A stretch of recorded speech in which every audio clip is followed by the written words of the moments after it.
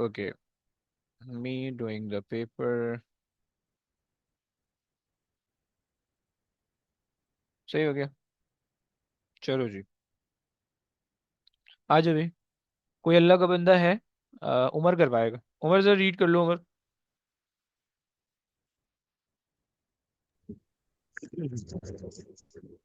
A student investigate the balancing of a meter rule. Figure 1.1 shows the apparatus. The student places the meter rule on the pivot at the 50 centimeter mark. She places object P with its center on the meter rule at 10 centimeter mark. The object covers the scale marking on the meter rule as shown in figure 1.2. Okay, अच्छा जी, इसमें ना वैसे object P है, सही है। अब देखो आपको वैसे ना दिख नहीं रहा है कि ऑब्जेक्ट पी का एग्जैक्टली सेंटर यहाँ पे मैच कर रहा है नहीं कर रहा, राइट। ये सब कुछ थोड़ी बहुत प्रॉब्लमेटिक सी चीजें, आगे आ जाओ। Explain briefly how to place object P as accurately as possible with its center at this 10 centimeter mark. Hmm. You may at figure 1.2 draw another diagram. जनाब क्या करेंगे आप? Hmm, थोड़ा सा ऊपर कर डायग्राम दो अच्छा जी, डायग्राम डायग्राम ये है। हम्म।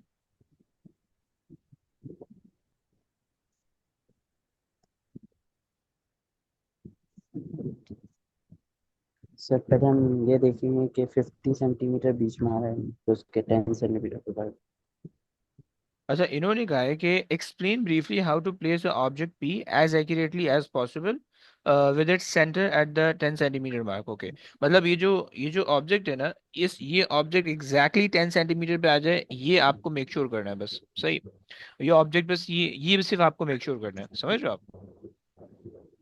जी अच्छा जी। Sir, एक बोलो, क्या बोल रहे or it can we say find the center of gravity of the object. हो? Yes, you can say that. अच्छा, लेकिन सेंटर ऑफ ग्रेविटी से करोगे क्या? Align the point of center of gravity with the 10 centimeter mark. Okay, अगर देखो मेरे पास ना मेरे पास भी एक दो तरीके आ रहे हैं। अगर हम इसको हैंग कर दें, सही है, तो बहुत ही टाइट हो जाएगा, नहीं क्या बोलते हो? लाइक अगर if we just try to hang it, right, और तो उससे जो है ना हमारे पास ये एग्जैक्टली 10 सेंटीमीटर में हम उसको हैंग कर सकते होंगे, राइट। एक तो मुझे ये एक तरीका आ रहा है मेरे साइड में, सही। धागा बांध के लटका दें, राइट। दूसरा पॉसिबल ये हो सकता है कि आप जो हो इसकी विड्थ ले लो, right. You can measure the width, सही है, विड्थ मेजर कर लो और उसको डिवाइड बाई 2 करो तो एग्जैक्टली सेंटर वाला पॉइंट आ जाएगा, सही। सेंटर ऑफ ग्रेविटी में भी वहां पे हो या नहीं हो, दैट डजेंट मैटर, बट हमें ये पता चल जाएगा कि इसकी जो विड्थ है उसका सेंटर कहाँ पे आ रहा है, राइट। और एग्जैक्टली उस सेंटर को मार्क कर दो और फिर एग्जैक्टली उसको 10 सेंटीमीटर पे अलाइन कर दो, क्या समझ रहे हो? समझ पा रहे हो? यस, मतलब मैं ये कह रहा हूँ कि आपने जो है ना जैसे इसको उठाया, सही, आपने कहा कि भाई ओके 10 सेंटीमीटर लेट से यहाँ पे आ रहा है, इसको जूम इन करें। लेट से 10 सेंटीमीटर जो सेंटर आ रहा है ना इसके एग्जैक्टली इधर आ रहा है, एग्जैक्टली इधर आ रहा है, सही है। अब आपने इसको अलाइन कर दिया बिल्कुल 10 सेंटीमीटर मार्क पे, राइट, लाइक दिस, ओके। तो एक ये दो काम कर सकते हो, सही हो गया। सेंटर ऑफ ग्रेविटी ले तो लोगे, लेकिन उससे मसला ये होगा कि आप उससे कोई और काम नहीं कर सकोगे आगे जाके, समझ पा रहे हो भाई? आना बोलो प्लीज। Yes, sir. सही है। सो मेरे जहन में दो काम आ रहे हैं, सही है। एक काम तो ये आ रहा है कि भाई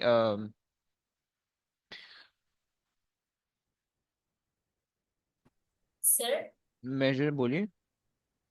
दोनों डायग्राम्स की लेंथ सेम है, तो हम स्केल रख के देख लें कि तो वाला डायग्राम में 10 सेंटीमीटर किधर आ रहा है और फिर नीचे वाला डायग्राम में भी उधर ही 10 सेंटीमीटर का पॉइंट ड्रॉ कर लें। हाँ, क्या मतलब ऊपर वाली डायग्राम में? सर दोनों की लेंथ सेम है ना? किन दोनों की लेंथ? दोनों डायग्राम एक ही मीटर रूल और जो ऊपर डायग्राम है। नहीं नहीं, अबे हमें पी को, हमें सिर्फ पी के लिए बताना है। पी को हम एग्जैक्टली किस तरह से सेंटर में रख सकते हैं, तो फिर हमें तो हम स्केल से देख लेंगे ना कि 10 सेंटीमीटर मार्क उस डायग्राम में किधर आ रहा है, फिर इस डायग्राम में उधर ही आएगा। मतलब आप ये दो डायग्राम कह रही हो, ये दो डायग्राम को कंपेयर कर रही हो, ऐसा बोल रही हो?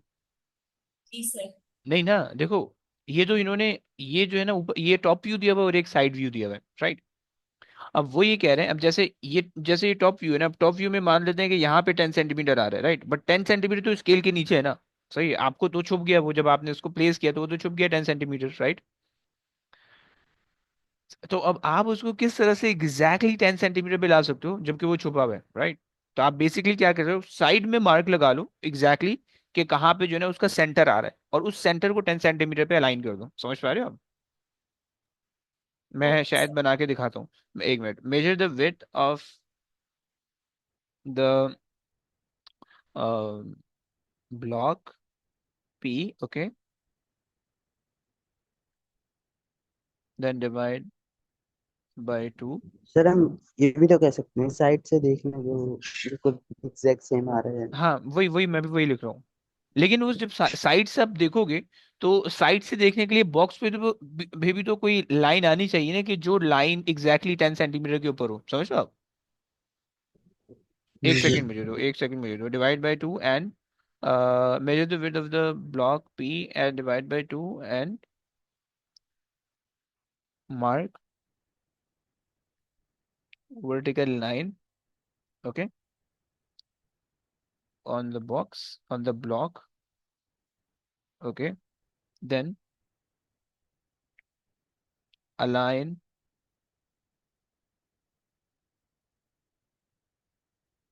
align it with 10 centimeter mark, 10 centimetre mark, okay. ये देखो इस तरह से। देखो, जिनको नहीं समझ में आया वो यहाँ पे देख लो। लेट्स से ये मीटर रूल है, थोड़ा सा 3 डायमेंशनल बना रहा हूँ। सही है, ये मीटर रूल है हमारे पास, सही है। एंड ये लेट्स से मेरे पास आ रहा है, ये मेरे पास आ रहा है, सही है। um,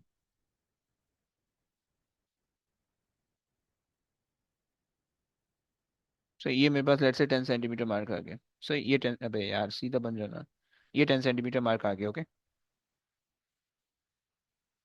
अच्छा जी। और यहाँ से आगे जो है ना वो ऐसे ही चल रहा है। अब मैं ऐसे ही रैंडमली बना रहा हूँ, बस मैंने जो बड़ी वाली लाइन खींची हुई है, that refers the 10 centimetre mark, let's say, okay. अच्छा जी, अब मैंने क्या किया, मैंने जो है ना एक 3 डायमेंशनल ब्लॉक रखा। सही है, मैंने एक 3 डायमेंशनल ब्लॉक बनाया। सही है। और इसी को जो है कॉपी पेस्ट करते हैं, और बिल्कुल एग्जैक्टली, सॉरी, ये हमने बना दिया इस तरह से। सही है,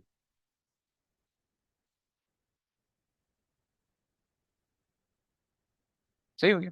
अब ये मेरे पास आ गया एक ये ब्लॉक आ गया, राइट? अब प्रॉब्लम ये है कि अगर मैं इस ब्लॉक को उठा के यहाँ पे रख रहा हूँ, इधर रख रहा हूँ, सही है, तो अब मुझे नहीं पता चल रहा कि क्या ये जो 10 सेंटीमीटर का मार्क है अभी यहाँ पे विजिबल है, राइट? ये जो 10 सेंटीमीटर का मार्क है, क्या ये एग्जैक्टली ब्लॉक के सेंटर में आ रहा है या नहीं आ रहा, राइट? ये मुझे नहीं पता चल रहा। मैं उसको आगे पीछे तो कर सकता हूँ, लेकिन ये मुझे पता नहीं चल रहा है, राइट? तो मैंने क्या किया, मैंने ये किया कि मैंने जो है ना इसकी विड्थ ली। मैंने क्या किया, मैंने स्केल उठाया, मैंने कहा कि भाई ओके, मैंने ये लेंथ नापी इसकी। मैंने देख लिया कि भाई तकरीबन ये आ रहा है, लेट से मान लेते हैं 1 के आसपास आ रहा है, लेट से 1 आ रहा है, लेट से 1 आ रहा है, ओके। या 1 नहीं है, 0.9 है, ओके, 0.9 है, सही हो गया। ये इसके आसपास आ रहा है। ये इसको मैं थोड़ा सा बड़ा कर दूं अगर, ताकि जो है ना ये बस 1 हो जाए। आई थिंक इतना होगा काफी। सही है, ये मेरे पास हो गया 1, ओके, ये मेरे पास हो गया 1, सही, 1 आ रहा है। अब मैंने क्या किया, मैंने डिवाइड बाई 2 किया, आगे 0.5, ओके। तो 0.5 पे मैंने लाइन लगा दी, 0.5 पे मैंने एक अदद लाइन लगा दी, ये आ गई 0.5, 0.5 ये आ रहा है, ओके, 0.5 ये आ रहा है। यहाँ पे मैंने एक अदद स्ट्रेट लाइन लगा दी 0.5 पे, ओके।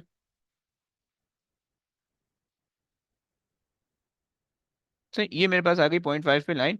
सही, और अगर मैं यहाँ पे इस लाइन को बनाऊं तो यहाँ पे जो है ना ये लाइन ऐसे आ जाएगी, यूं। सही, ये लाइन आ गई यूं। सही हो गया, ये लाइन आ गई यहाँ पे 0.5 पे। अब मैं अगर इस ब्लॉक को उठाऊंगा, सही है, और मैं इस ब्लॉक को देखो अलाइन हो रहा है, मैंने देखो अलाइन कर दिया। क्या ये बात तुम लोग को समझ में आ रही है? यस, वो जो हाँ ना बोलो प्लीज। Yes, sir. ओके, और ये यहाँ पे नीचे आप बना दो पिवट, सॉरी, ये आ गया आपका पिवट। ओके, और आपकी कहानी खलास। Okay, any problem guys, any problem? सही, ये पिवट No, आपके पास है, sir. 3 डायमेंशन हो गया। सही हो गया, चलो। ओके, आई विश ईमान, ईमान समझ गई ब्रो? अरे अरे, थैंक यू यार, thank you thank you. Okay, आ जाओ भाई, आ जाओ, आज आ गया था भाई, आगे रीड कर लो। The student places object Q on the meter rule and adjusts its position until the meter rule is as close to balancing as possible. She records the distance A 40 centimeter between the center of object and the pivot. The center of object Q is at the 71.2 centimeter mark. Determine and record in table 1.1 the distance B between the center and of the object Q and the pivot. Show your working. Okay, इन्होंने कहा the distance, the centre of is इतना। Okay okay, यहाँ पे इन्होंने ऐसे कुछ भी नहीं दिया भाई, ये वैल्यू इन्होंने खाली दी हुई है, फाइन। अच्छा जी, आ जाओ ऊपर चलते हैं। अब इन्होंने ये बोला कि ये 50 सेंटीमीटर मार्क पे, यहाँ पे इन्होंने ये कहा कि भाई ये जो आपने रखा हुआ है ना, दैट इज 71.2 पे रखा हुआ है। ओके, ऐसे ही बोला है, 71.2 पे उसने रखा हुआ है। सो क्या करोगे, ये वाला डिस्टेंस कैसे निकालोगे? वो मेजर करके अबे मेजर नहीं करेगा, उसने मतलब वैल्यू बता माइनस दी कर है। दो, हाँ, वेरी माइनस गुड। कर हाँ, सही है। सो किस में से किसको माइनस करोगे? 71.2 माइनस 50. -50, राइट? सो ये आ जाएगा 21.2, राइट? Yes. समझ रहे हो ना? 21.2, 21.2, सही है। अच्छा, बाय द वे, जैसे हमने ये लिखा, ये हमने ब्लॉक रख दिया, और अगर हम, सही है, मैंने इसको हैंग करने का कहा था। चलो, क्या हम, चलो खैर हो, आ जाओ आगे, आ जाओ। Plot a graph of a centimeter y-axis against b centimeter x-axis. You do not need to start your graph from the origin 0, 0. अल्लाह के बहुत सारे नेक बंदे हैं जिनसे ग्राफ नहीं बन रहा आजकल। सर हम जो है वो 5 5 का डिस्टेंस नहीं लंबा हो अबे रुक रुक रुक, 10. सबसे पहले देखो, सबसे पहले तो एक्सेस मार्क कर लो। उन्होंने कहा कि भाई ए आना चाहिए सेंटीमीटर, बी आ गया इधर, सही है, बी आ गया इधर, सही, ये पहला काम हो गया, 1 नंबर मिल गया। अब आज जो ग्राफ के जो है ना एक्सेस लेबल कर लो। ए स्टार्ट हो रहा है 20 से और 40 तक जा रहा है, सही है, 5 5 का डिफरेंस दिख रहा है अगर मैं इसको 20 से स्टार्ट कर लूँ, राइट? 20, यार मजे का नहीं लग रहा colour. 10. 20, and then 25, and then 30, and then sir 35। 10 से नहीं, हाँ, 10 से नहीं कर सकते. 10 से बहुत छोटा हो जाएगा यार। अगर आप 20 ले रहे हो, 20 30 40 तीन रीडिंग आएंगे बस। अगर आप 10 ले रहे हो, तो यहाँ पे आ जाएगा 20, सही, यहाँ पे आ जाएगा 30, यहाँ पे आ जाएगा 40। ग्राफ इस इतने में ही खत्म हो जाएगा, क्योंकि 40 के आगे कोई रीडिंग ही नहीं है। समझ रहे हो आप? सही हो गया। अच्छा, एक तो ये बात हो गई कि 10 10 का डिफरेंस नहीं ले सकते। दूसरी बात है कि अगर आप जीरो से स्टार्ट करो तो उससे भी स्टार्ट करने का कोई फायदा नहीं है। अगर आप स्टार्ट करो लेट से 0, फिर 10, फिर 20, फिर 30, और फिर ऊपर जा रहे हो आप 40, राइट? अब अगर आप ये कर रहे हो तो उसमें भी आपका जस्ट जो 20 होगा, जैसे यहाँ पे आपने 0 लिया हुआ है, 10, 20, 30 और 40, राइट? अब आपका स्टिल ग्राफ सिर्फ यहाँ पे आएगा, सही है, क्योंकि नीचे तो कोई ग्राफ नहीं है, उसकी तो कोई वैल्यू है ही नहीं। समझ रहे हो आप? तो आपने वो वाला एक्सेस चूज करना है कि जिसके अंदर आपका मैक्सिमम ग्राफ कवर हो पाए। क्लियर हो रहा है ना? ईमान समझियो ना? अच्छा जी, चलो आगे आ जाइए। बी को मार्क कर लेते हैं। अच्छा जी, बी स्टार्ट हो रहा है 9.7 से, और बी जो है ना वो जा रहा है 21 तक जा रहा है, सही है। अगर हम इसको 8 से 22 तक कर लें, सही है, तो हमारी सारी वैल्यू आ जाएंगी। अगर हम इसको स्टार्ट करें 8.0 से और इसको ले जाएं 22 तक, एक ऑप्शन तो ये है, सही है। अगर तुम्हें मसला लग रहा है कि यार अबे यार पता नहीं क्या सही होगा या नहीं होगा, तुम इसको 0 से भी स्टार्ट कर सकते हो, 0 से 22 तक ले जा सकते हो, 0 से 25 तक ले जा सकते हो, 5 5 के डिफरेंस से। ओके, 0 5 10 15 20 25। ओके, क्या ले लें, 5 5 का डिफरेंस ले लें। चलो आसान कर लेते हैं, तुम्हारे लिए आसान कर लेते हैं, ये लो 5 10 15 20 एंड 25। ओके, 25। ओके, ग्राफ जब भी आया करेगा ना, सबसे पहले कोशिश करना कि 1 का डिफरेंस ले लो, 10 का डिफरेंस ले लो, या 2 का डिफरेंस ले लो, राइट, या 5 का डिफरेंस ले लो। ये तीन डिफरेंस, ये चार डिफरेंसेस ना बहुत आसान होते हैं, आइडियल होते हैं, राइट। ये तो 1 1 का, हर एक बॉक्स के बाद दूसरे बॉक्स में 1 का है, 2 का है, 1 1 का डिफरेंस आ जाए, राइट। या तो 2 का ले लो, या तो फिर 5 का ले लो, या 10 का ले लो, right. These are the ideal distances, ideal differences. एक चीज, दूसरी चीज देखो प्लीज, इसका ध्यान रखो कि एक मार्क यहाँ पे करोगे, दूसरा मार्क यहाँ पे करोगे, जिसे छोटे बॉक्सेस में मार्क ना लगाना। ओके, सही हो गया, उससे ग्राफ बहुत घिच पिच हो जाएगा, तो मार्क करना मुश्किल होगा। ओके, चलो आ जाओ मार्किंग कर दे। सो पहली वैल्यू है 40 21.2। ओके, 40 आ गया, 20 21 ये आ जाएगा, सही है, 21.2, चलो मार्क कर लेते हैं। 40 21.2 यहाँ पे आ जाएगा। थोड़ा सा अगर तुम आगे लगाना चाहो, थोड़ा सा तुम आगे लगा सकते हो इधर।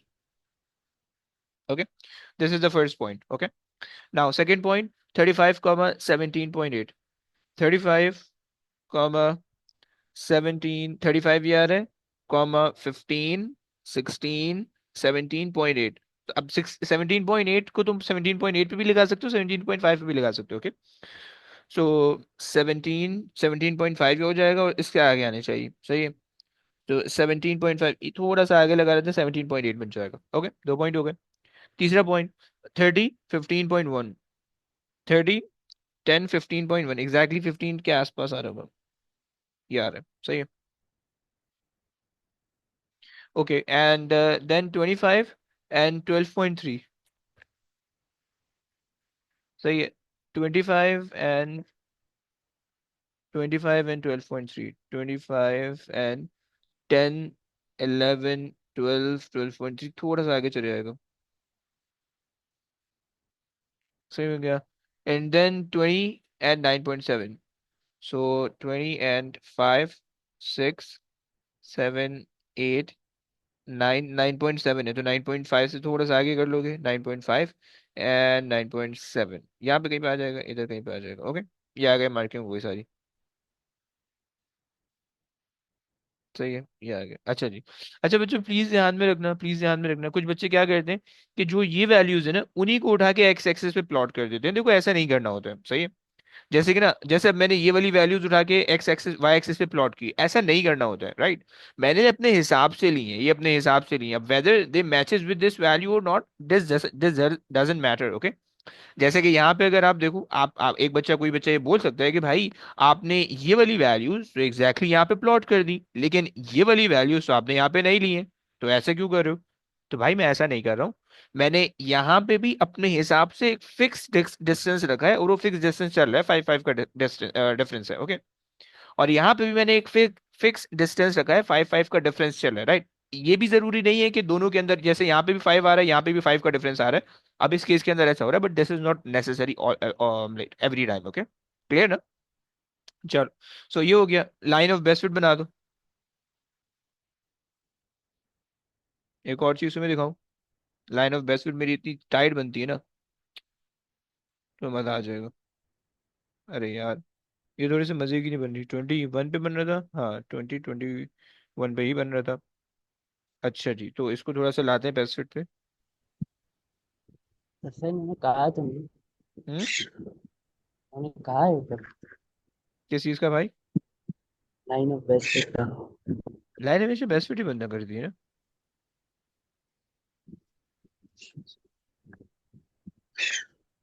लाइन हमेशा बेस्ट फिट बना करती है, लाइन कभी भी जो है ना, एक second, plot a graph of this and that, उन्होंने कहा नहीं है, but line of best fit हमेशा, लाइन बेस्ट फिट बना करती है, जब भी आप एक्सपेरिमेंट करते हो ना, तो लाइन हमेशा आपके पास बनेगी बेस्ट फिट। एक नीचे आ गया पॉइंट, दो एक पॉइंट ऊपर आ गया, और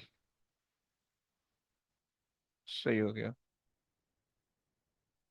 नहीं बस सही है, ये हमारे पास लाइन ऑफ बेस्ट फिट बन रही है, सही। ऑल्दो बहुत ज्यादा बेस्ट नहीं, बस बेस्ट फिट बन गई है। चलो आगे आ जाओ भाई, ग्रेडियंट निकाल देना है। अच्छा जी, कुछ अल्लाह के नेक बंदे जो है वो ग्रेडियंट निकालने में भी थोड़ी सी गलती कर रहे हैं। अच्छा बाय द वे, तुम्हें ये इजाजत है कि तुम जो है ना इसको एक्सट्रैपुलेट करके तुम बाहर तक ले जाओ, जहां तक भी ले जाना चाहो, तुम्हारी मर्जी है इसको, राइट। इससे कोई फर्क नहीं पड़ता, सही। अच्छा जी, अब जो है ना कुछ बंदे जो है ना ये ग्रेडियंट निकाले, ग्रेडियंट में तुम्हें ट्राइंगल बनाना पड़ता है, ओके ऑलवेज, सही है। अब लेट्स से मैं एक पॉइंट ले रहा हूँ ये वाला, सही है। एक पॉइंट मैं ये वाला ले रहा हूँ ग्रेडियंट के लिए, और एक पॉइंट जो है ना वो मैं ये वाला ले रहा हूँ, थोड़ा सा इसको, ये हो गया। अरे यार, सही है। सो एक पॉइंट मैं ले लेता हूँ, ये वाला ले लेते हैं, ये वाला, सही। अब ये जो है इस तरह से तुम बनाओगे ट्राई एंगल ग्रेडियंट दिखाने के लिए, ओके। कोशिश करना कि वो पॉइंट मत लेना जो कि उन्होंने टेबल में मेंशन किए हुए, ओके, क्योंकि उसमें से अक्सर पॉइंट लाइन पे नहीं आते हैं, सही हो गया। लाइन ऑफ बेस्ट बनाया करते हो तो अक्सर पॉइंट लाइन पे नहीं आते, ओके। तो ये जो पहला वाला पॉइंट है, दिस इज बेसिकली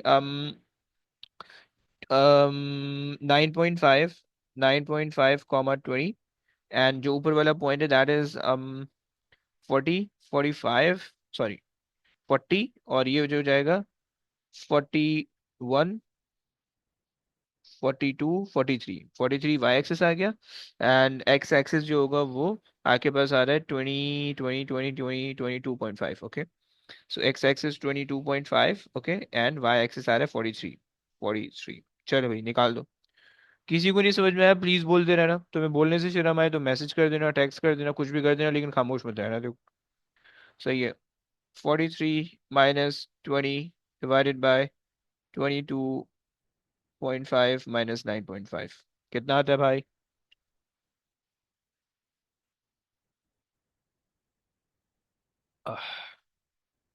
यस, कोई निकालने वाला है हमारे पास?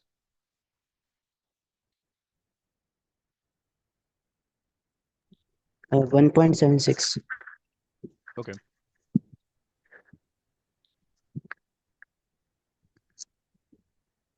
हम्म, आगे आ जाइए। The, the gradient g of graph is equal to the ratio of masses of P and Q.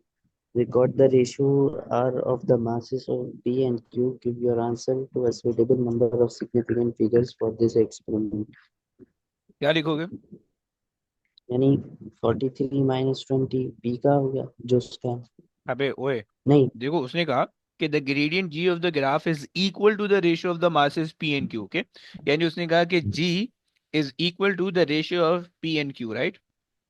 उसने ये बात आपको बता दी, उसने कहा कि record the record the ratio R, सही। उसने रेशियो को आर कहा है बेसिकली, सही है। वो इस चीज को आर कह रहे हैं, right. Of the masses P and Q, give your, अब बेसिकली आपने वही वैल्यू ऊपर से नीचे रिकॉर्ड कर देनी है। क्या ये बात समझ में आई बच्चों को? तो क्या ये बात रेशियो समझ, फॉर्म में नहीं। ये रेशियो ही जो निकला है। अच्छा सही। यानी अगर आप इसको 1.76 रेशियो 1 दे रहे हो देन ऑल्सो फाइन, अगर आप इस फॉर्म में दे रहे हो देन ऑल्सो फाइन, ओके। क्या ये बात समझ में आ रही है? सिग्निफिकेंट नंबर सही, चल जाएगा। 2 हो जाएगा ना सर। 2 और 3 दोनों एक्सेप्टेबल है। एक मिनट ना देख लेते हैं, आपको आंसर चेक करा दें ताकि आपकी तसल्ली रहे, शुकू को शुबात जाते रहे।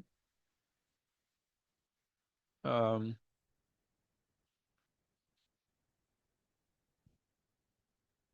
आर जो है वो 2SF 3SF दोनों के अंदर चलेगा, आर इज इक्वल टू जी है। अब देखो जी की वैल्यू इन्होंने रेंज के अंदर दी हुई है, ओके।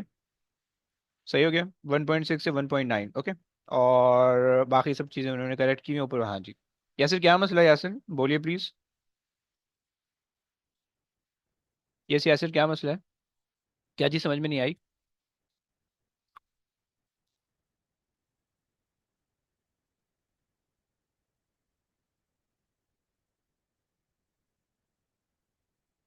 ओके जी, आगे आ जाओ।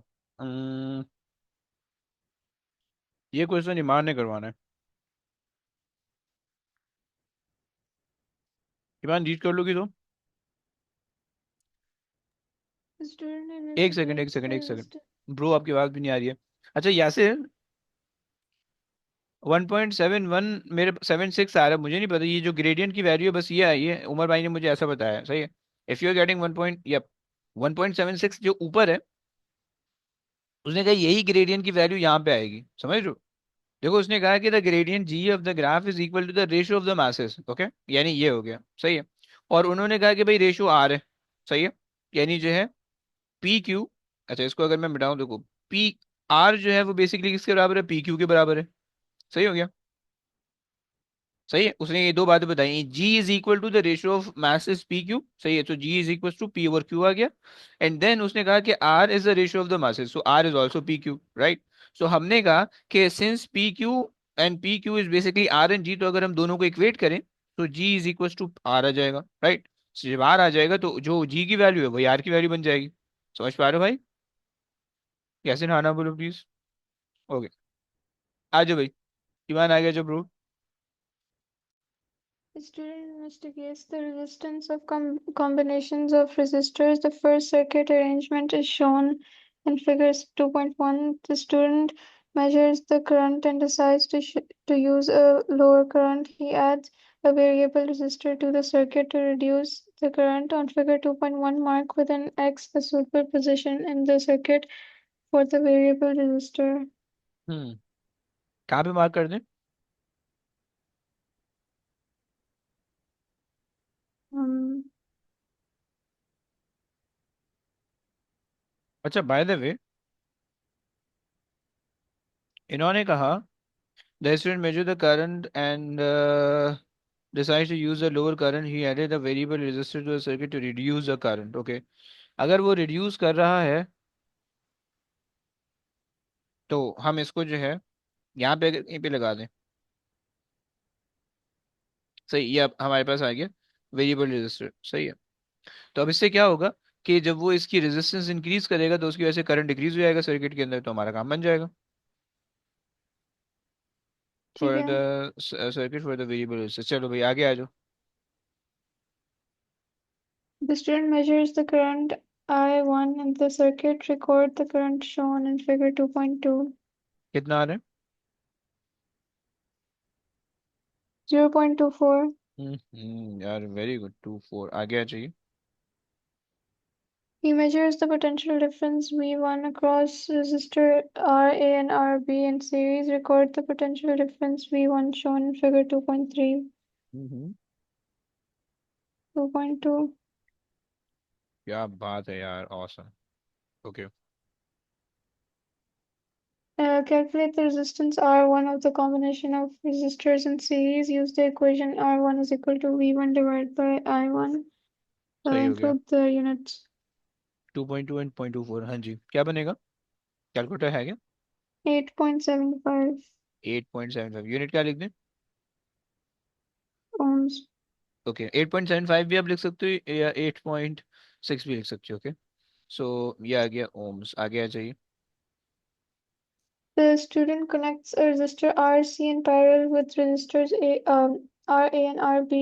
He does not change the series combination of resistors RA and RB. He connects the voltmeter across the combination of all three resistors. Draw a diagram showing the circuits described in D. Okay, एक तो ये बात हो गई, सही है, सही हो गया, ऑफ द 3 रेजिस्टर, सही है। अच्छा जी, क्या करेंगे।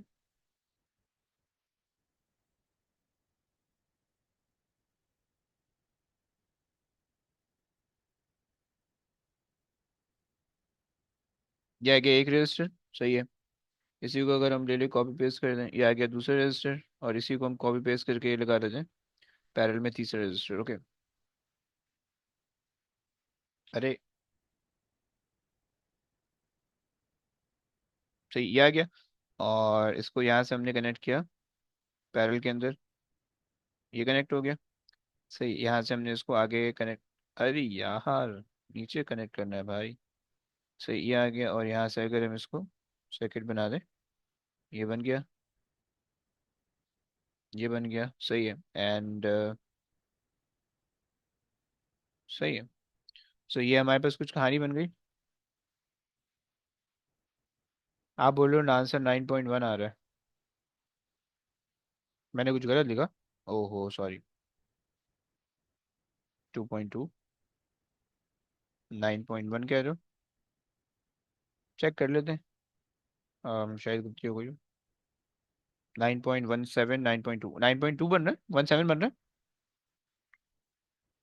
2 ले लेते हैं, 9.2 ले लेते हैं। चलो गुड हो गया, गुड हो गया, thank you bro, thank you. अच्छा जी, ये आ गया। बाकी एम मीटर ऐसा ही है। सही, एम मीटर ऐसा ही है। सही है। ये आ गया एम मीटर। वोल्ट मीटर कहाँ पे लगा हुआ है? कहीं पे भी आप लगा सकते हो, यहाँ पे लगा दो वोल्ट मीटर। यहाँ पे हम लगा सकते हैं ईमान वैसे। जी। मैं पक्की बात है। या। Okay fine. चलिए। ओके भाई, ये हमारे पास आ गया वोल्ट मीटर। ओके आगे आ जाइए please. The student measures the current I2 in the circuit. He measures the potential difference V2 across the combination of three resistors. Calculate the resistance R2 of the combination of resistors. Use the equation हम्म।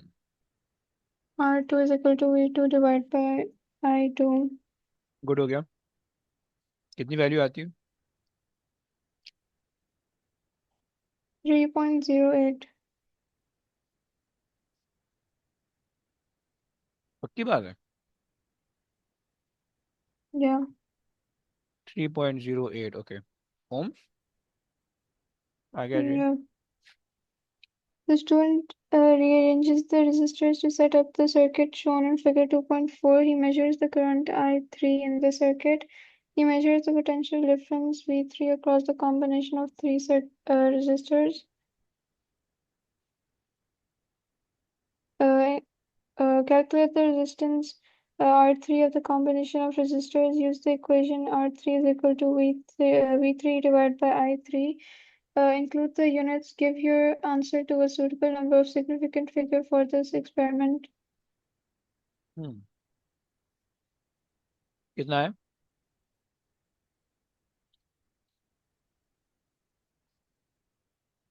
7.24. सही हो गया, अच्छा जी। और 2SF 3SF दोनों acceptable है। चलिए आगे आ जाइए। The student thinks the three resistors RA, RB, and RC have the same resistance within the limits of experimental accuracy. Suggest how the student could use the apparatus provided to test his ideas. हम्म। क्या करेंगे? Um, find the resistance लेकिन किस तरह से, क्या procedure होगा? by the current.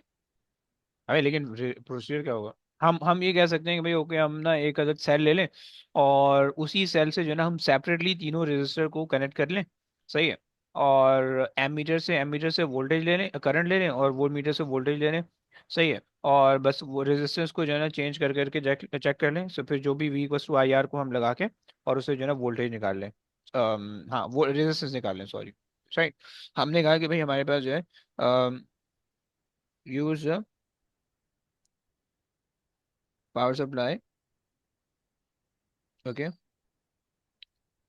of the fixed voltage, okay, and place, अच्छा जी sorry, connect the resistors separately, okay, and find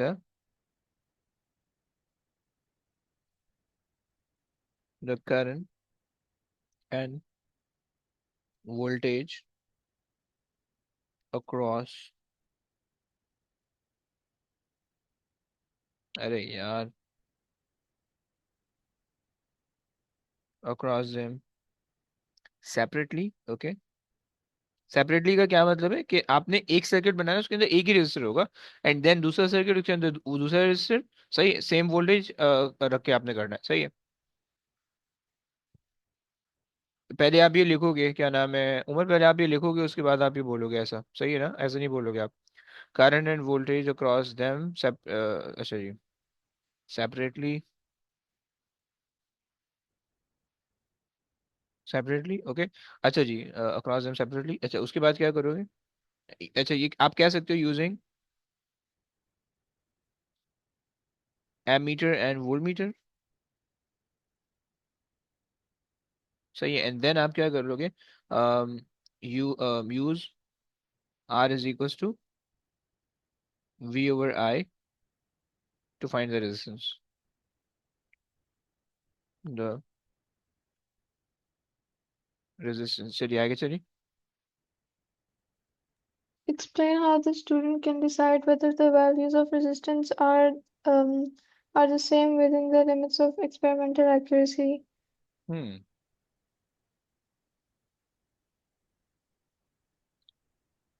जनाब क्या बोलेंगे?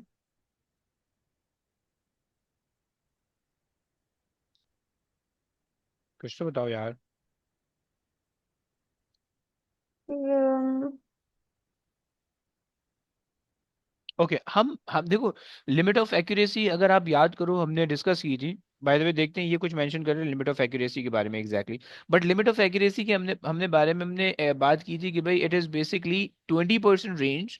अगर सारी वैल्यूज 20% के अंदर आ रही है देन तो वो एक्सेप्टेबल होता है, राइट? यानी वो लिमिट ऑफ एक्सपेरिमेंटल एक्यूरेसी आ रही है और वो सारी जो है ना वो काम हो जाएगा। लेकिन अगर वो लाइक द वैल्यूज आर, यार ये क्यों नहीं चल रहा इतना?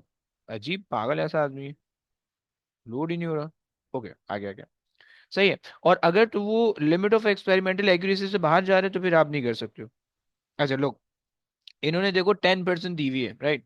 इन्होंने कहा you can check the values, okay. आप बेसिकली रेशियो निकाल, आप बेसिकली जिस तरह से परसेंटेज निकालते हो ना नॉर्मल, आप वो निकालोगे और आप देख लोगे कि भाई सारी वैल्यूज जो है विद इन 10% आ रही है नहीं आ रही, और आप उसके उससे जजमेंट कर लोगे, राइट? सो हम ये कह सकते हैं कि भाई अम, अच्छा जी,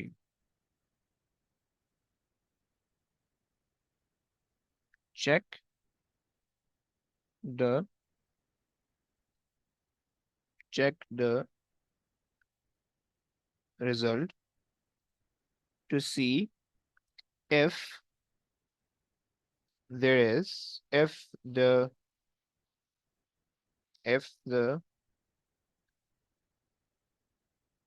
values are uh, in the limit of in the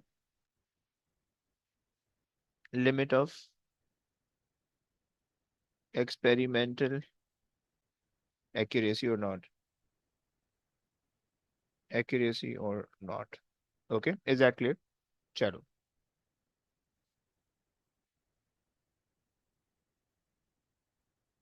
हाँ ना ब्रो, वही तो लिखा है। जस्ट आपने जब रेजिस्टेंस निकालनी है तो रेजिस्टेंस निकाल के आप देख लो कि भाई whether they are close enough, like whether the values are close enough. अगर सही है then fine, they are acceptable, okay. ये तो आप ये लिख लो, whether they fall under the limit of experimental accuracy they are also fine. सही है, ये सारी चीजें एक्सेप्टेबल है। चलो वेरी गुड हो गया। अच्छा भाई, anyone is interested in this question? Nobody? If nobody then Khadija बहुत दिनों बाद आई, खदीजा से करवाते हैं। खदीजा प्लीज रीड कर लो यार।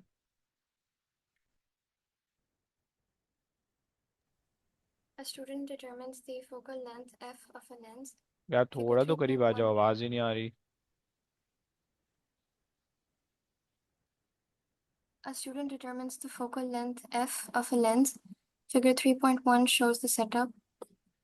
A. On figure 3.1, measure the distance x from the screen to the illuminated object. Hmm, they said measure, measure क्या क्या मतलब हुआ? क्या आप वो स्केल यूज कर लें? ओके, आ जाओ भाई कर लेते हैं।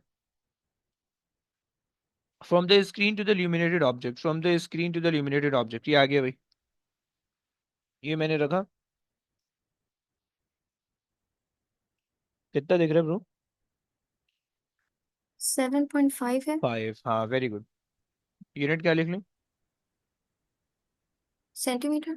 परफेक्ट। अच्छा बाय द वे चेक कर लेते हैं कि हमारी एक्यूरेटली आ रही है वैल्यू 7.5। ओए होए यार हैवी। ओके आगे आ जाइए।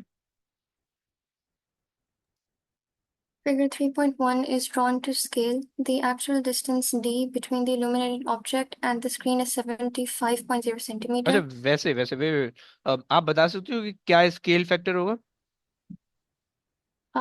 10. वो very good very good very good. Okay आगे आ जाइए। She places the lens between the object and the screen so that the lens is close to the illuminated object. She moves the lens away from the object until a clearly focused image is formed on the screen. On figure 3.1, measure the distance y between the center of the lens and the illuminated object. Okay centre of the lens and the illuminated object. Okay ये ले लेते हैं। कितना दिख रहा है? 5.5. 5.5 perfect यार। 5.5। अच्छा नहीं सॉरी y देखना था ना। हाँ भाई तो देखा। अच्छा जेड देख लिया हमने। ओहो। अच्छा जेड पे लिख लेते हैं 5.5 सेंटीमीटर्स। ओके यहाँ पे भी देख लेते हैं। अच्छा जी। ये हम्म 2 है। 2 है वेरी गुड। 2.0। चलो। अच्छा एक दफ़ा तसल्ली के लिए चेक कर लेते हैं कि we are getting very good. Okay चलिए आगे आ जाइए।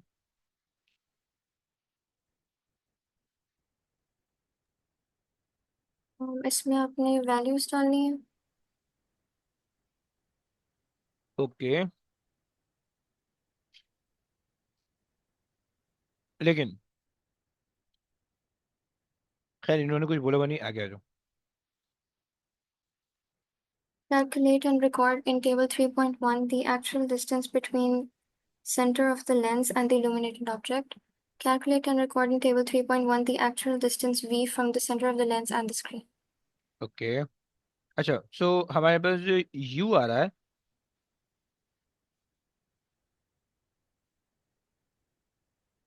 इसको जो हम लिख लेंगे वो हमारे पास यार लेकिन इन्होंने कहीं यू हमारे पास है centre of the end the illuminated object. So वो हमारे पास है centre of the end the illuminated. So this is U basically. Okay ये हमारे पास यू है। सही है। स्केल फैक्टर 10 का है हमें पता है।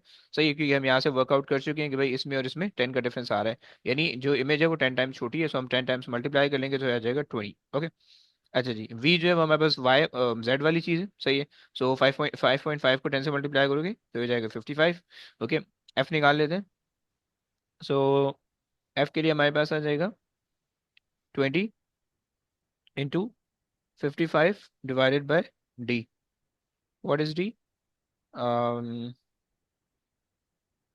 75। ओके कितना आता है? 14.7. 14.7। ओके सही। अच्छा ये होशियारी मत करना प्लीज। अच्छा तुम्हारे जहन में दो तीन क्वेश्चन आएंगे कि यार हमें जो एफ निकालना है क्या हम वो एफ इन वैल्यूज को लेके निकालें इन वैल्यूज से या फिर हम इन वैल्यूज से निकालें। सो तुम दोनों से निकालोगे कि सबसे सेम आने वाला है। ओके पहली बात। दूसरी बात एफ के लिए ये वाली वैल्यूज मत इस्तेमाल करना क्योंकि ये वाला पूरा कॉलम कंप्लीट है राइट तो उससे कोई फायदा होने नहीं वाला है। ओके चलिए आगे आ जाइए। The student places the screen at a distance d equals to 85.0 centimeter from the illuminated object. She repeats the procedure described in A. The results are shown in table 3.1. Calculate the average value f of the focal length of the lens. Show your working. हम्म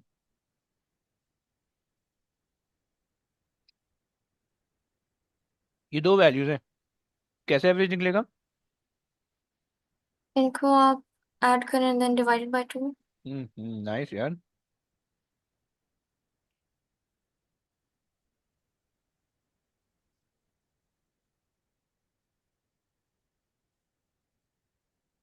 14.5।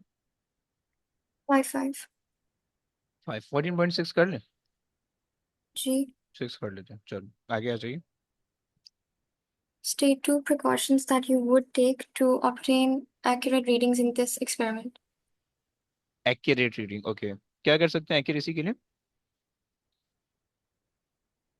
इसमें तो इसके तो बहुत सारे point होते हैं मतलब like ये तो आपको रटा हुआ होना चाहिए। दिस इज लाइक हमेशा रिपीट होके आ रहा है ये। Yes any idea? कि वो आप स्क्रीन को बैक एंड फोर्थ मूव करें लेकिन किस तरह से? क्या क्विकली मूव करें या slowly? Slowly. Very slowly. Okay सही है। सो आप ये तो लेंस को मूव करो या स्क्रीन को मूव करो but you have to move it very slowly. Okay अच्छा जी, वैसे हम लेंस को मूव करते हैं, स्क्रीन को रिमूव करते हैं, सही है। So so move the screen, sorry, move the lens slowly, right, until a sharp image is formed, okay। और बताइए। और डार्क रूम होना चाहिए। Very good. और बताइए। अच्छा जी,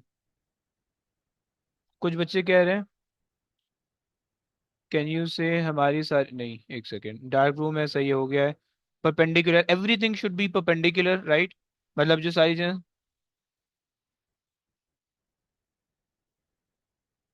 क्या मतलब?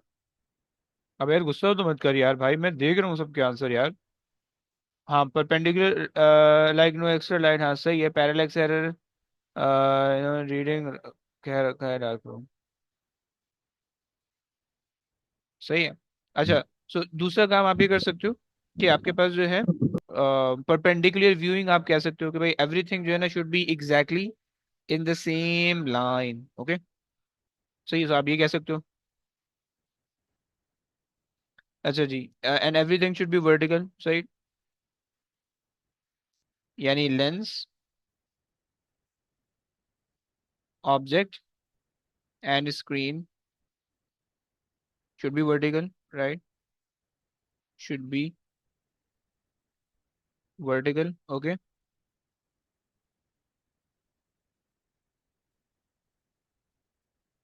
ब्रो, इन्होंने कहा है, उमर, इन्होंने कहा है कि एक्यूरेट रीडिंग होनी चाहिए, सही है। अब अगर आपके पास डार्क रूम नहीं है, अब देखो हो क्या रहा होता है इसके अंदर। इसके अंदर बेसिकली आप क्या करते हो, लाइट जलाते हो, ये वाली, सही, ये लाइट जो है ना लेंस से पास होती है, सही है, और यहाँ पे आपने कोई ऑब्जेक्ट रखा हुआ होता है, वो ऑब्जेक्ट यहाँ पे स्क्रीन पे डिस्प्ले होता है, राइट। अगर रूम के अंदर दूसरी लाइट होंगी तो वो भी तो इंटरफेयर करेंगी ना, तो वो इस इमेज को शार्प बनने में वो करेंगी, राइट, इंटरफेयर करनी होंगी, सही। फिर आपको जो लेंस की लोकेशन होगी बाकी पीछे करनी पड़ेगी, तो उसकी वजह से वो लाइट बनेगी नहीं। क्योंकि जब आपके पास रूम के अंदर और लाइटें होंगी तो वो और लाइटें भी लेंस के थ्रू पास हो रही होंगी, राइट, तो उसकी वजह से आपकी इमेज खराब हो रही होगी, राइट। समझ पा रहे हो आप? ये प्रॉब्लम है, सही हो गया। अच्छा जी, और चलो खैर हो गया, आगे आ जाइए। A student states that a more accurate value for the focal length f of the lens can be determined by plotting a graph of u v against t. The gradient of the graph is numerically equal to the focal length. Suggest a suitable number of sets of readings that the student should take. कितनी, कितनी दे रहे तीन होनी चाहिए। हैं? देखो graph जब भी बना करता है ना, ऑलवेज कीप इन माइंड बच्चों, ग्राफ जब भी बना करता है, 6 या 7 वैल्यूज है उससे ज्यादा होनी चाहिए, ओके, समझ रही हो ना, करिए। जी। जैसे कि देखें अभी हमने यहाँ पे ऊपर ग्राफ बनाया, सही है, तो अब देखो कितनी वैल्यू थी, 1 2 3 4 5, 5 वैल्यूज है, राइट। सो 5 6 7 8 से लेकर जितनी भी वैल्यूज होगी एक्सेप्टेबल है, राइट, 6 7 ऑप्टिमम, ओके। चलो जी, हम 6 ले लेते हैं, चलिए आगे आ जाइए। अच्छा बाय द वे, वो कोई रेंज दे रहा होगा, अबे यार, वेट वेट वेट, बार बार लोड करना पड़ रहा है, पता नहीं कैसा इंटरनेट है। लोग 5 to 15 कोई भी चलेगा, चलिए आगे आ जाइए तो।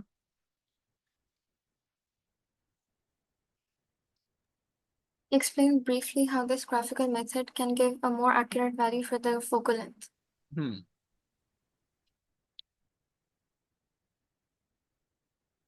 अच्छा जो आप ग्राफ, पागल हो गए, 200 रीडिंग देगा, दिमाग खराब हो गया क्या?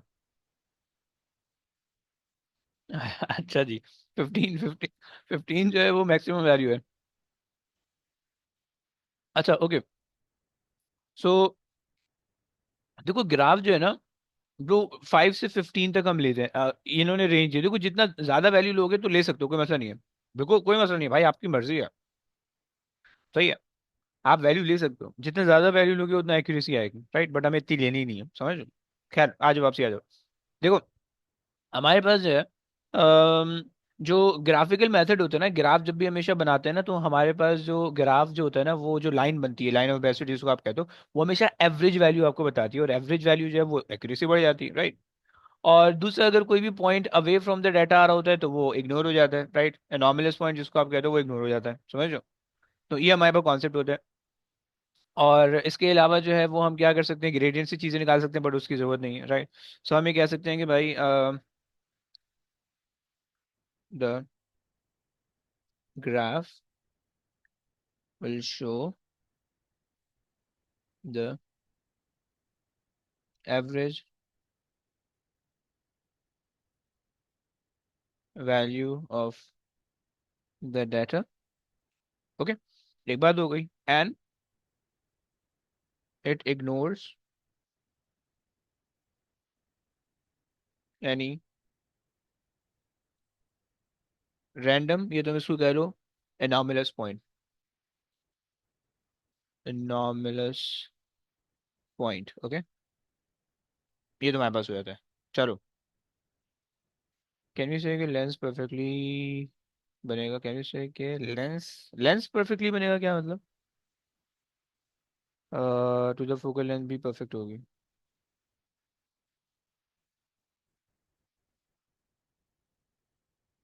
रुक जाओ बेटा, चेक करता हूँ इफत। अबे नहीं नहीं नहीं, वो चीज़ नहीं बनानी ना। नहीं नहीं, देखो वो जो, अबे चुप करेगा, बेकार की बातें कर रहा है। 15 होनी चाहिए, 20 नहीं होनी चाहिए। चुप। अच्छा सॉरी सॉरी, अबे अब वो उन्होंने एक रेंज दी है ना, सही। आप उससे ज्यादा लिखोगे वो कर लेगा एक्सेप्ट, डोंट वरी। लेकिन इतने ज्यादा हम नहीं देते, ओके। अच्छा सुनो,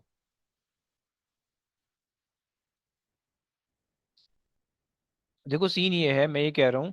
देखो, दो किस्म के ग्राफ बनते हैं लेंस के। एक तो वो लेंस वाला ग्राफ बनता है जिसके अंदर तुमने लेंस सामने रखा हुआ होता है और तुम जो है ना इमेज बनाते हो, ऑब्जेक्ट बनाते हो, वो वाला काम नहीं करना है यहाँ पे, राइट। यहाँ पे जो काम करना है, यहाँ पे जो काम आपने करना है वो यहाँ पे ये वाला काम नहीं करना है। यहाँ पे आपने जस्ट पॉइंट लगाने, जैसे आपने ये वैल्यूज लिए ना, जैसे आपने दो डिफरेंट डिस्टेंसेस पे वैल्यू लिए, राइट। अब आप यही वैल्यूज है ना मल्टीपल डिस्टेंसेस पे ले लोगे, जैसे यहाँ पे 2 वैल्यूज हैं तो यहाँ पे 6 7 वैल्यूज ले लोगे और उसका ग्राफ प्लॉट करोगे, राइट। जो चीज आप बोल रहे हो वो नहीं होगा, समझो। नूर कहती है ignore any random points. Bro, random points का मतलब ये है कि अगर जैसे ना कोई ग्राफ पे आ जाता है जो कि बहुत ज्यादा अवे पॉइंट होता है, राइट, तो उसको हम वो ग्राफ इग्नोर कर देते हैं। मतलब लेट्स से अगर मान लो कि भाई ग्राफ लाइन ऐसे बनी, line of best fit, right. अब सारे पॉइंट जो है ना वो लाइन के करीब करीब आ रहे हैं, राइट। सारे पॉइंट, एक पॉइंट ना लाइन से दूर जा रहा है, अभी एक लाइन से दूर जा रहा है, राइट। अब अगर तो आप वैल्यूज के अंदर अगर आप इसको एवरेज निकालोगे, right, not on the graph, लेकिन अगर आप जो है ना जस्ट इनकी वैल्यूज को लेकर अगर आप एवरेज निकालोगे, तो ये वाला जो पॉइंट होगा ना ये एवरेज खराब कर देगा आपकी, ओके। लेकिन जब आप ग्राफ बना लोगे तो अब आपको पता चल जाएगा कि this point is like random, इसको हम एनोमलस कहते हैं। स्पेसिफिकली एनोमलस का मतलब होता है एक एस्ट्रे पॉइंट आ गया, एक बेकार पॉइंट आ गया, गलत पॉइंट आ गया, राइट, जिसमें मे बी आपका एक्सपेरिमेंट खराब हुआ है, जिसमें मे बी जो है ना आपने कुछ कुछ गलती की हुई होगी, राइट, या कोई सिस्टमैटिक एरर आ रहा होगा, apparatus के अंदर कुछ मसला होगा, राइट। सो आप इसको इग्नोर कर दोगे, आपको पता चल जाएगा these are the remaining reading that give us the exact value और द प्योर वैल्यू और द परफेक्ट वैल्यू, राइट। तो इस वजह से जो है ना हम इन वैल्यूज को कंसिडर कर रहे हैं, and the graph will help us out कि हम हमें जो है ना वो इस रैंडम पॉइंट को हमें इग्नोर करने में हमारे लिए हेल्पफुल होगा, ओके। नूर समझ रही हो ना? Sir student the range between 5 to, हाँ जी। ब्रो 5 to 15 है, हमें तो एक नंबर देना है ना। ईमान, हमें तो कोई भी एक नंबर देना है, राइट। तो कोई भी आप एक नंबर दे दो 5 to 15 के बीच में, 5 दे दो, 6 दे दो, 7 दे दो, 8 दे दो, राइट। गेटिंग ना? ओके जी, आ जाओ लास्ट पार्ट, लास्ट क्वेश्चन। यार नमाज का भी टाइम होने लगा उधर से। लास्ट क्वेश्चन ये मामून ने करना है। मामून बेटा रीड कर लो जल्दी जल्दी, शाबाश। मामून जल्दी जल्दी आ जाओ, जल्दी जल्दी। नमाज नमाज का टाइम होने लगा है अभी। जल्दी जल्दी आ जाओ।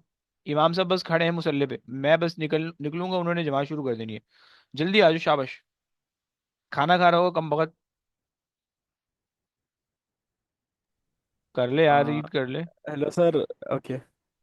Student investigates insulators. Plan an experiment to list insulating discs in order from best insulator to worst insulator. The following apparatus is available: 5 discs made from different insulating materials, a thermometer, a stopwatch, a heated metal cylinder, A second metal cylinder with a hole for the thermometer. Okay You can also use the other apparatus and materials that are usually available in a school laboratory. In your plan, you should explain briefly how you would carry out the investigation, state the key variables that you would control, draw a table or tables with column heading to show how you would display your readings. You are not required to enter any readings in the table. Explain how you would use your readings to reach a conclusion. हम्म अच्छा देखो, सबसे पहले आती है बात investigation पे, सही है। ये इस क्वेश्चन को समझ लो, बार बार आएगा, तंग करेगा, सही है। इन्वेस्टिगेशन जब भी आएगी, इन्वेस्टिगेशन के अंदर देखो हमेशा दो चीजें हुआ करेंगी, राइट। सही है। क्या हुआ ईमान, क्या हुआ, कि क्या चीज एक्सप्लेन करनी है? ईमान ये क्वेश्चन कर तो रहा हूँ एक्सप्लेन यार। अच्छा देखो, तुम्हें जो है ना, जब भी इस तरह का क्वेश्चन आएगा तो तुम्हारे पास दो चीजें हुआ करेंगी। सबसे पहले तुमने वो दो चीजें मेंशन करनी है, सही है। वो दो चीजें फिगर आउट करनी है। पहली चीज, जिसको तुम खुद चेंज कर रहे होगे, राइट, अपने एक्सपेरिमेंट में जिसको तुम खुद चेंज कर रहे होगे, राइट। और दूसरी चीज, दूसरी क्वांटिटी जो कि उसकी वजह से चेंज हो रही होगी। यहाँ पे देखते हैं, यहाँ पे देखो उसने क्या कहा हुआ है कि plan an experiment to the plan an experiment to list insulating this in order for the best insulator to worst insulator, right. तो हम क्या कर रहे हैं, इंसुलेटर निकाल रहे हैं, राइट, कि हमारे पास इंसुलेटिंग मटेरियल, अब we have been provided with 5 different insulator, right. So we can change accordingly, हमारे अपने हिसाब से, right. So this is something that we are controlling, right. And उसको हम इंडिपेंडेंट वेरिएबल कहते हैं, राइट, या इंडिपेंडेंट क्वांटिटी कहते हैं, जिसको हम खुद कंट्रोल कर रहे होते हैं, राइट। सो हमने क्या करना है, we have to do experiment, right. हमने एक एक डिस्क सेलेक्ट करनी है, और हमने जो है ना उसको हीट करना है, और उसके अंदर जो है ना वो हमने इंसुलेशन देखनी है, right. So this is something that we will be changing, right. पहली चीज हो गई। दूसरी चीज, हमने क्या करना है कि हमने जो है, जब अच्छा हमारे पास ये सेंटर में आ गई इंसुलेटिंग डिस्क, ऊपर और नीचे जो है इलेक्ट्रिक हीटर है, राइट। अब आपने जो है ना बारी बारी करके इंसुलेटिंग डिस्क को इसके अंदर इंसर्ट करना है। पहले आपने एक इंसुलेटिंग डिस्क रखी, फिर दूसरी रखी, फिर तीसरी रखी, चौथी रखी, पांचवी रखी, राइट। लेकिन करोगे क्या, जब पहली रखोगे तो उसको सेम अमाउंट ऑफ टाइम तक जो है वो आप हीटअप करोगे, राइट, क्योंकि कंट्रोल ऑफ वेरिएबल है, राइट। आप कुछ कुछ चीजें कंट्रोल करनी है, राइट, वरना फिर एक्सपेरिमेंट बायस्ड हो जाएगा। आप बायस्ड हो जाएगा, यानी आपने किसी को ज्यादा टाइम दिया, किसी को कम टाइम दिया, राइट। सो हम कंट्रोल किसको करेंगे, हम टेम्परेचर, हम ना तुम कह लो कि हम टाइम को कंट्रोल कर लेंगे, राइट। मतलब हम कह रहे हैं कि हर इंसुलेटिंग मटेरियल ना इसके अंदर पड़ा रहेगा, लेट्स से 1 मिनट तक, ओके। सही हो गया। और हम ये कह देते हैं कि जो पावर है ना, इलेक्ट्रिक पावर है जो हीटर की, हम ये कह देते हैं कि भाई ये भी हमने सेम रखनी है, हमने इसको चेंज नहीं करना, राइट। ये दो काम हमने अपने हिसाब से फिक्स रखे हुए, right, we are not changing this. सही है। अच्छा जी, अब कोई अच्छा इंसुलेटर होगा, कोई बुरा इंसुलेटर होगा। सही है। अच्छा इंसुलेटर का मतलब है उसका टेम्परेचर लॉस कम कम होगा, राइट। और बुरा इंसुलेटर का मतलब है उसका टेम्परेचर लॉस ज्यादा ज्यादा होगा, राइट। तो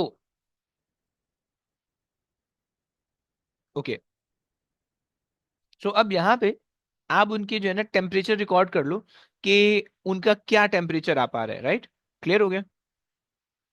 अच्छा बाय द वे, तुम थिकनेस ऑफ द डिस्क को भी चेक कर सकते हो कि भाई सारी डिस्क जो है वो एक ही हिसाब क्यों, थिकनेस कम ना हो। सही हो गया। सो ये आपके पास आ गया, सही। सो ये हमारे पास state the key variable that you would control, okay. So कुछ चीजें मैंने आपको बता दी, सही है। और क्या कर सकते हैं हम?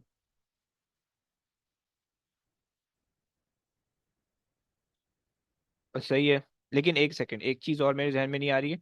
इंसुलेटिंग मटेरियल हम चेंज कर रहे हैं, सही है। और हमने जो है, सही है। नहीं तो फिर एक काम कर लेते हैं, इंसुलेटिंग मटेरियल की बजाय हम एक काम कर लेते हैं। अच्छा सॉरी सॉरी, थोड़ा सा गलत हो गया मुझसे, दोबारा से देखो। अच्छा, इंसुलेटिंग मटेरियल ऊपर ऊपर हीटर है, नीचे हमने थर्मोमीटर लगाया हुआ है। इसका मतलब है ऊपर से हीट हो रहा है, वो हीट इसको ट्रांसफर हो रही है, फिर जो हीट डिस्क के पास है वो इस नीचे जा रही है, राइट। सही है। जब वो हीट नीचे जा रही है तो जैसे जैसे हीट नीचे जाएगी टेम्परेचर राइज होगा, राइट। तो हम ये कर लेते हैं कि हमने जो है ना हर डिस्क को इसके अंदर फिट करना है, सही है। उसको same temperature, same amount of time तक नहीं, अमाउंट ऑफ टाइम सेम नहीं रखेंगे, गलत हो जाएगा, सही है। हमने जो है ना उसको सेम पावर देनी है, सही। और जब सेम पावर देनी है तो उसकी वजह से हम ये देख लेते हैं सेम पावर के अंदर सेम अमाउंट ऑफ टाइम के अंदर कितना टेम्परेचर राइज हो रहा है, ये कर लेते हैं, right. Temperature, room temperature fix कर सकते हो, ओके। आ जाओ, इन्वेस्टिगेशन लिखते हैं। देखो सबसे पहले तो इन्वेस्टिगेशन की हेडिंग डाल लो, सही है। मैं हेडिंग डाल के इसलिए करवाता हूँ ताकि ना उससे दिमाग में एक ऑर्डर, एक पैटर्न रहता है, आसान होता है सॉल्व करना। हेडिंग नहीं लगाओगे तो भी कोई मसला नहीं है। ओके। सर वैसे अगर हम लोग एक्सपेरिमेंट में हमें प्रिकॉशंस लिखनी चाहिए नहीं लिखनी चाहिए? देखो कुछ एक्सपेरिमेंट ना वो तुम्हें बता देता है कि प्रिकॉशन लिख दो, तो वहां पे लिख लो। अगर कहीं पे नहीं बोला हो तो वहां पे लिखोगे तो कोई एडिशनल उसका कोई वो नहीं, कंसिडरेशन नहीं होगी, राइट? कोई मार्क नहीं कटेगा उसका, सही है। मतलब देखो इन चारों ओके पॉइंट के अंदर कोई प्रिकॉशन नहीं कहा हुआ है, सही है। जी सर। अच्छा जी, अब आपने क्या कहा कि भाई, आपने कहा कि भाई इन्वेस्टिगेशन के अंदर आप क्या क्या लिख दोगे? पहले आप ये लिख दोगे कि भाई pick the insulator, okay, and place it in between the, ये क्या चीज है? The heater and the metal cylinder, the heater and the metal cylinder, okay, cylinder, पहली बात हो गई। अच्छा, उसके बाद क्या करोगे नाउ?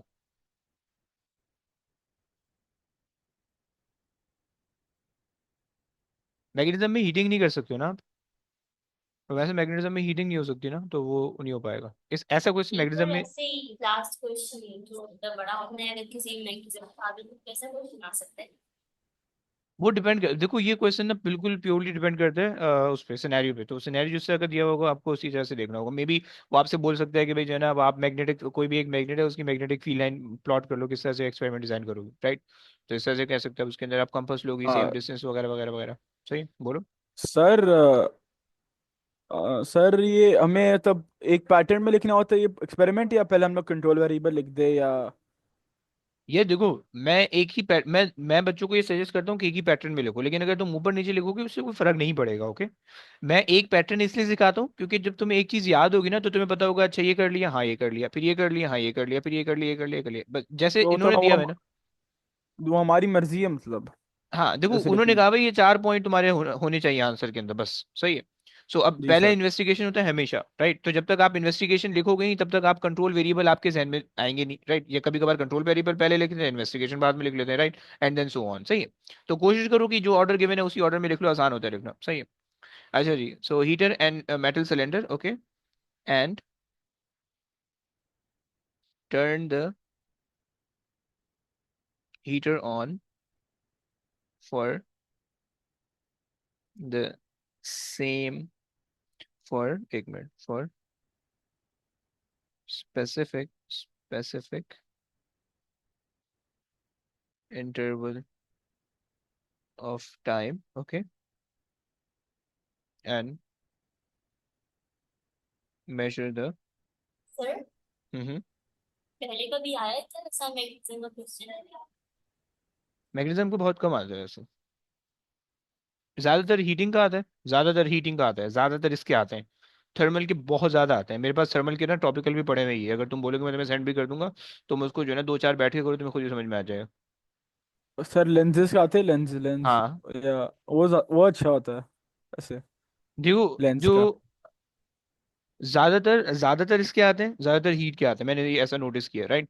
कुछ लेंसेज के आते हैं, जैसे हमने ये ऊपर वाला एक्सपेरिमेंट किया ना, ये वाला एक्सपेरिमेंट, ये एग्जैक्टली डिट्टो यही उठ के आ जाता है, सही है, लेंस के अंदर, सही है। तो ये जो तुम करके आए हो ये आसान होता है बाय द वे लिखना, राइट? इसी तरह कभी कभार इलेक्ट्रिसिटी का भी आ जाता है, सही है। लेकिन सबसे मुझे थोड़ा सा ना डिफिकल्ट ये लगता है, इसका डिफिकल्टी लेवल मुझे थोड़ा सा हाई लगता है, right?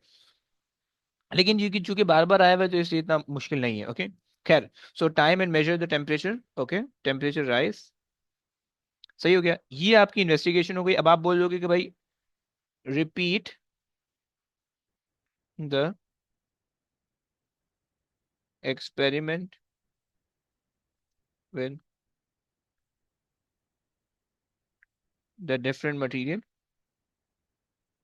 Okay, materials, okay, that's it. Investigation complete हो गई, सही। अब आप लिख लो control of variable, right? Control of variable, okay. Control of variable के अंदर आप कौन कौन से वेरिएबल लिख सकते हो? सही, आप बोल दोगे भाई time of heating, heating should be same. Okay, should be same. Okay. अच्छा जी, मैं एक लिखना होता है, दो लिखने होते हैं, मैं ज्यादा लिख रहा हूँ, राइट, दो लिखने होते हैं, ज्यादा लिख रहा हूँ। Okay, same power from the heater. सही है। तुम कह सकते हो कि भाई सेम थिकनेस, थिकनेस। सर आप वो एक्सप्लेन कर सकते हैं? जो सर डिपेंडेंट वेरिएबल होता है, इंडिपेंडेंट वेरिएबल होता है, वो एक्सप्लेन कर सकते हैं? मैं भूल गया हूँ। Okay, temperature of the disc, नहीं ना bro, temperature of the disc नहीं लिख सकते हो Iman. Current of the heater power के अंदर आ जाएगा ना, पावर आपको पता है, power is equal to voltage times time, voltage time current होता है ना, तो पावर लिखोगे दोनों आ जाएगा, बट अगर आप उसको मेंशन करना चाहो अलग से कर सकते हो, कोई मसला नहीं है। सही है। टेम्परेचर ब्रो, टेम्परेचर नहीं लिख सकते हो आप, राइट, टेम्परेचर तो वेरी कर रहा है ना। अगर कोई इंसुलेटिंग ज्यादा है तो वो कम टेम्परेचर फ्लो, वो कम हीट फ्लो करेगा, राइट। इनिशियल टेम्परेचर आप लिख सकते हो, यस। सही है, same initial temperature and same room temperature, temperature. Okay, ये दो चीजें हो सर गई। आपने बोला टेम्परेचर नहीं लिख सकते? इनिशियल या फाइनल टेम्परेचर के बारे में मैंने बोला कि वो लिख सकते हो। सही है, फाइनल नहीं लिख सकते हो, फाइनल नहीं लिख सकते हो, इनिशियल लिख सकते हो, रूम टेम्परेचर लिख सकते हो, बट देखो सर फाइनल टेम्परेचर अलग अलग फाइनल होगा। लिख नहीं सकते अगर एक्सपेरिमेंट, तो क्योंकि हम लोग मतलब मेजर कर सकते हैं कि अगर देखिए एक ऑब्जेक्ट फाइनल टेम्परेचर रीच करता है, हाँ, उन सब सब्जेक्ट मतलब ऑब्जेक्ट्स ना, मतलब एक सेम फाइनल टेम्परेचर रीच करेंगे, पर मेजर टाइम करेंगे हम लोग उसका पर, तो ऐसा कर लो, ऐसा मतलब कर लो, कोई मसला नहीं। कितने टाइम में रीच करेगा सही, वो कोई मसला टेम्परेचर। नहीं। हाँ, तो इसका मतलब अगर भी हम लोग उसमें आप टाइम चेंज कर रहे हो, राइट, हर एक्सपेरिमेंट के अंदर टाइम अलग जी अलग आएगा लेकिन टेम्परेचर सेम जी, रहेगा फाइनल। सही, अगर आप ऐसा करना चाह रहे हो आप ऐसा लिख सकते हो, राइट, तो फाइनल लेकिन टेम्परेचर सेम होएगा। हाँ, लेकिन मैंने जो अपना आंसर लिखा है उसके अंदर मैंने ऐसा नहीं लिखा है बाय द वे, तो इसलिए मैं जी, अपने आंसर के हिसाब से आपका बता रहा हूँ। वो मेथड डिफरेंट है ना? हाँ, मैंने जो है ना मैंने टाइम फिक्स रखा हुआ है। सही है, टेम्परेचर कोई भी आ जाए फाइनल, राइट। जी सर, समझ लो तो तो। अपने मेथड के ऊपर से। हाँ जी, हाँ जी जी, हाँ जी। सही हो गया। तो ओके, चलो जी, कंट्रोल ऑफ वेरिएबल हो गया, दो लिखने होते हैं, मैंने चार पांच उठा दिए। सही, अच्छा जी, उसके बाद जो है ना table with the column heading आपने बता दी है। ओके, दो कॉलम बनेंगे, सही है, और आपने ये लिख देना है।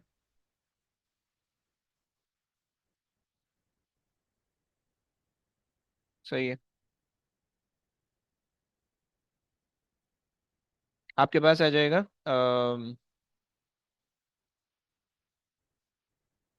इंसुलेटिंग मटेरियल, पहली चीज आ गई, और दूसरा आपके पास आ जाएगा टेम्परेचर राइज। ओके, मैंने टेम्परेचर फाइनल टेम्परेचर है, सही है, मैंने फाइनल टेम्परेचर लिखना है। सही है, final temperature in degree Celsius. Okay, बस मैंने ये लिखना है, क्लियर हो गया। अगर आप टाइम लिख रहे हो तो आप टाइम लिख दोगे और आपका आंसर इसी तरह से होगा। Explain how you reach the conclusion. Okay, conclusion निकालने के लिए जो है आप कह दोगे कि भाई ये तो आप कंपेयर कर लोगे कि वैल्यूज को, सही है, और जिसकी वैल्यू, जिसका फाइनल टेम्परेचर सबसे कम होगा, इसका मतलब है वो सबसे बेहतरीन इंसुलेटर होगा, राइट। समझ लो, या अगर आप टाइम के कॉरेस्पॉन्डिंग लिख रहे हो, जो जिसको ज्यादा टाइम लगेगा उस फिक्स टेम्परेचर तक पहुंचने में, तो वो सबसे अच्छा वो होना चाहिए, राइट। सो कंक्लूजन हमारे पास आ रही है,